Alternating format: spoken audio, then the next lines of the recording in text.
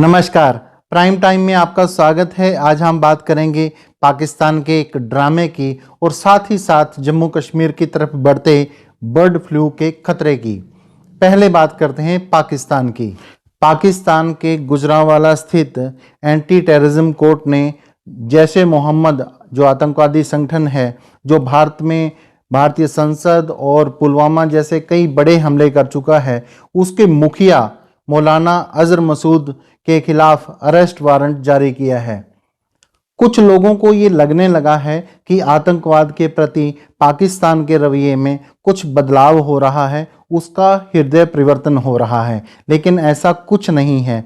कुछ समय पहले जब लश्कर-ए-तैयबा संगठन खड़ा करने वाले जमात उद दावा के प्रमुख हाफिज सईद को गिरफ्तार किया गया था और अब जो है अजहर मसूद की गिरफ्तारी के वारंट जारी हुए हैं। लेकिन ये जो गतिविधियां पाकिस्तान कर रहा है, ये जो है ये अंतर्राष्ट्रीय दबाव में कर रहा है। जो FATF की आने वाली जो बैठक है उसके मद्देनजर कर रहा है। दरअसल पाकिस्तान को दूसरे देशों, खास तौर पर भारत के जम्मू कश्मीर में आतंकवादी गतिविधियों को बढ़ावा देने, आतंकवादियों को पनाह देने, उनको हथियारों का प्रशिक्षण देने के लिए अंतर्राष्ट्रीय संस्था FATF यानी कि फाइनेंशियल एक्शन टास्क फोर्स ने जून 2018 में ग्रे लिस्ट में डाला था। इस लिस्ट का मतलब ये है कि जो देश इस ग्रे लिस्ट में होते हैं उनको अंतर्राष्ट्रीय जो संस्थान है, IMF है, एशियन डेवलपमेंट बैंक है, इन सभी संस्थानों से जो फाइनेंशियल हेल्प है वो लेने में बड़ी दिक्कत आती है। और अगर कोई देश ब्लैक लिस्ट में चला जाए तो इन संस्थानों से पूरी तरह से उनको मदद बंद हो जाती है।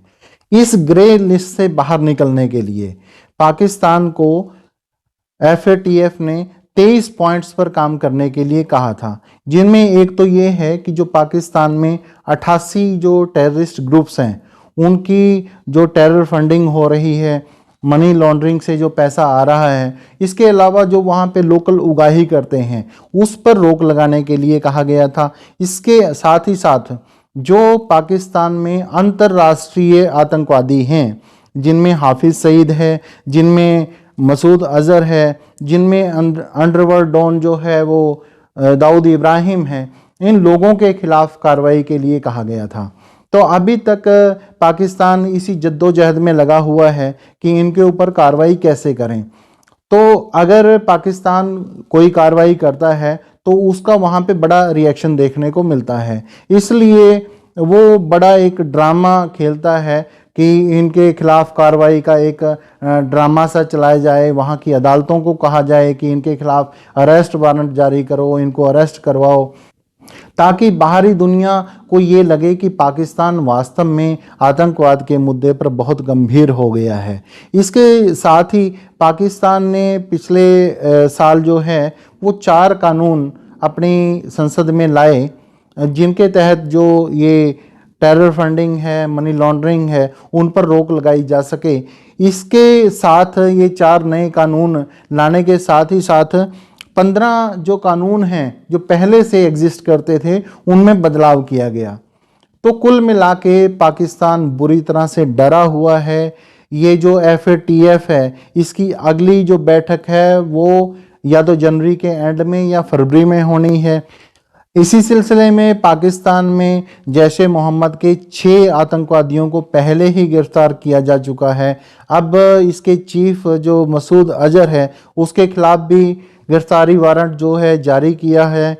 तो पाकिस्तान कुल मिला के दुनिया को यह दिखाना चाहता है कि वो बहुत गंभीर है और अगली जो FATF की बैठक है उससे पहले पहले स्थितियों को अपने पक्ष में करना चाहता है। उधर भारत है जो इस पूरी कवायद पर निगाह बनाए हुए है और अगली बैठक के लिए अपनी तैयारी कर रहा है। वो बताना है दुनिया को कि भाई पाकिस्तान जो है वो कोई ठीक होने वाला देश नहीं है, ये आतंकवाद के खिलाफ ठोस कार्रवाई करने वाला देश नहीं है। अगर ये इतनी ही ठोस कार्रवाई करने में इंटरेस्टेड होता तो जो हमने डोजियर्स दिए हैं, जो हमने लिस्टें प्रोवाइड करवाई हैं पाकिस्तान को कि मुंबई हमलों का जो मास्टरमाइंड हाफिज सईद है, जैसे मोहम्मद का जो चीफ जो मसूद अजहर, जिस पर कई तरह के आरोप हैं, भारतीय संसद पर हमला करने के आरोप हैं, पुलवामा पर हमला करने के आरोप हैं, इसके अलावा जो पठानकोट हमले में भी उसका नाम है। तो इस तरह के बहुत सारे हमलों में मसूद अजहर के जो ग्रुप है, जैसे मोहम्मद, उसका हाथ है। तो भारत ने लगातार इसके लिए प्रयास किया है कि ये जो खूंखार आतंकवादी पाकिस्तान में पनाह लिए हुए हैं, इनको भारत को सौंपा जाए। अगर पाकिस्तान वास्तव में बहुत गंभीर होता तो ये आतंकवादियों को भारत को सौंप देता, लेकिन ऐसा है नहीं। ये सिर्फ ये ब्लैक लिस्ट से बचने की कार्रवाई है। अभी तक वो ग्रे लिस्ट में है और कोई बड़ी बात नहीं है कि आने वाले समय में वो ब्लैक लिस्ट में आ जाए। अभी तक ब्लैक लिस्ट में जो है नॉर्थ कोरिया और ईरान जैसे देश हैं, जिन पर दुनिया ने आर्थिक प्रतिबंध लगाए हुए हैं। अगर पाकिस्तान भी इस लिस्ट में आ जाता है तो उसकी पहले से बुरी हालत हो चुकी जो अर्थव्यवस्था है वो तबाह हो जाएगी, और वो जो है पहले से जो भिखमंगा बना हुआ है, कभी चाइना के पास जाता है, कभी सऊदी अरब में जाता है, कभी दूसरे मुस्लिम देशों में जाता है, तो उसकी जो हालत है वो बहुत बुरी हो जाएगी। वो बिल्कुल भूखे मरने की हालत उसकी हो जाएगी। इसी स्थिति से बचने के लिए वो ऐसा ढोंग करता है कि आतंकवादियों के खिलाफ कार्रवाई कर रहा है, लेकिन वास्तव में ऐसा कुछ है नहीं। अब हम बात करते हैं बर्ड फ्लू के खतरे की। जी हाँ, भारत के 5 राज्यों में बर्ड फ्लू जो है उसके केस कंफर्म हो चुके हैं। जम्मू कश्मीर जो है, क्योंकि यहाँ पे बहुत बड़ी संख्या में साइबेरियन पक्षी आते हैं, ठंडे देशों से जो पक्षी, प्रवासी पक्षी आते हैं, तो उनके कारण ये खतरा बढ़ गया है। इसके साथ ही जो पिछले 2 दिनों में उधमपुर में और राजौरी में करीब 200 कौवों की मौत अचानक से हुई है, उससे भी कहीं ना कहीं ये लगता है कि कहीं बर्ड फ्लू ने जम्मू कश्मीर में भी प्रवेश तो नहीं कर लिया है। हालांकि अभी तक एक भी मामले की पुष्टि नहीं हुई है। इन जो कौवों की मौत हुई है, इनके सैंपल ले लिए गए हैं, लैब में भेजे गए हैं। हालांकि रिपोर्ट आने तक कुछ नहीं कहा जा सकता। इसके बावजूद लोगों में इस बात का डर बना हुआ है कहीं यह बीमारी जम्मू कश्मीर में भी प्रवेश तो नहीं कर गई है। तो हम देखते हैं कि 5 राज्यों में जो ये केस आए हैं बर्ड फ्लू के, उसके बाद केंद्र सरकार ने भी सभी राज्यों को निर्देश जारी किए हैं कि वो इसके लिए जो जरूरी कदम हैं वो उठाएं। केंद्र सरकार के इन निर्देशों के मद्देनज़र जम्मू कश्मीर प्रशासन ने एक एडवाइजरी जारी की है। उसमें खास तौर पर जो पोल्ट्री फार्मिंग से जुड़े लोग हैं उनको हिदायतें दी गई हैं कि वो क्या करें और क्या ना करें।